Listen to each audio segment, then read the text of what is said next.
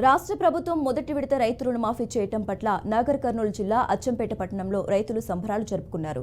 లక్షలోపు రుణాలను మొదటి విడతగా మాఫీ చేయడంతో అచ్చంపేట పట్టణంలోని రాజీవ్ గాంధీ కూడలిలో కాంగ్రెస్ నేత Rahul Gandhi, CM Revanth Reddy, Achampet MLA doctor Vamshikrishna చిత్రపటాలకు స్థానిక మున్సిపల్ చైర్మన్ గార్లపాటి శ్రీనివాసులు, స్థానిక ప్రజాప్రతినిధులు, కాంగ్రెస్ పార్టీ కార్యకర్తలు, నాయకులు, రైతులు పాలాభిషేకం చేసి సంబరాలను ఘనంగా జరుపుకున్నారు.